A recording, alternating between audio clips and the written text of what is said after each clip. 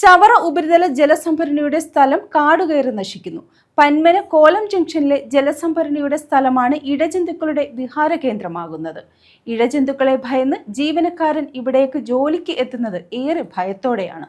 ഇരുമ്പ് പടവുകൾ തകർന്നത് കാരണം ജലസംഭരണി വൃത്തിയാക്കുന്ന ജോലികളും തടസ്സപ്പെട്ടിരിക്കുകയാണ്.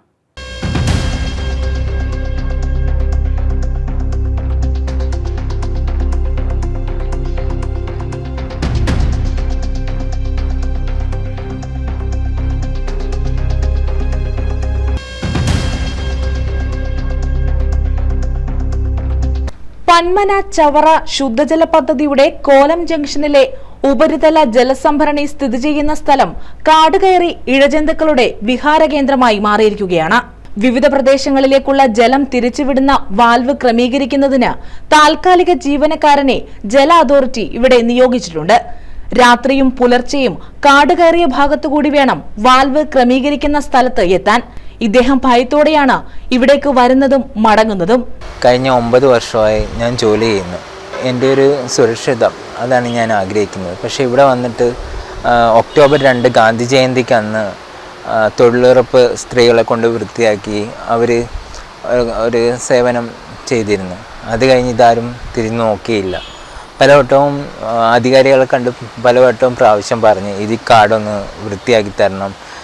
രാവിലെ 5:30 വരുമ്പോഴും നല്ല ഇരുട്ടാണ്. കുറ്റി ഇരുട്ടത്ത് വരുന്ന അവസ്ഥ വളരെ ദയനീയമാണ്. എന്താ രാത്രി അതുപോലെ തന്നെ വൈകി വന്നാലും ശരി തന്നെ ഒന്ന് പൂട്ടണമെങ്കിൽ ഇവിടെ ലൈറ്റ് ഇല്ല. ഈ കാട്ടിലൂടെയാണ് തിരിച്ച് ജീവനും കൊണ്ട് പോകുമെന്ന് ഉറപ്പില്ല. അത് വളരെ വല്ലാത്ത ഒരവസ്ഥയാണ്. ഞാൻ ആരടുത്ത് പറയും, എന്താ ചെയ്യേണ്ടതെന്ന് അറിയില്ല. തിരിച്ച് പോകുമ്പോൾ ജീവനോടെ പോകുമെന്നറിയില്ല. ദൈവങ്ങളെ എല്ലാവരെയും വിളിച്ചാണ് ഞാൻ ഇവിടെ രാവിലെ തുറക്കാനും രാത്രി കാലങ്ങളിൽ അടയ്ക്കാനും വരുന്നത്. ഉദ്യോഗസ്ഥരുടെ ശ്രദ്ധയിൽപ്പെടുത്തിയെങ്കിലും നടപടി ഉണ്ടായിട്ടില്ല. ജലസംഭരണി സ്ഥിതി ചെയ്യുന്ന സ്ഥലം വൃത്തിയാക്കി അടിയിൽ കെട്ടിടങ്ങൾ നിർമ്മിച്ച് ഓഫീസുകൾക്കും മറ്റും ഉപയോഗിക്കാൻ സാധിക്കും. ഇത് സംബന്ധിച്ച് നേരത്തെ തീരുമാനമുണ്ടായെങ്കിലും നടപ്പായില്ല. ജലസംഭരണശാലയിലേക്ക് പോകുന്നതിനായി പകുതി ഭാഗം കോൺക്രീറ്റ് പടവുകൾ സ്ഥാപിച്ചിട്ടുണ്ടെങ്കിലും ഉയരത്തിലുള്ള ഭാഗത്ത് ഇരുമ്പ് നിർമ്മിത പടവുകളാണ്.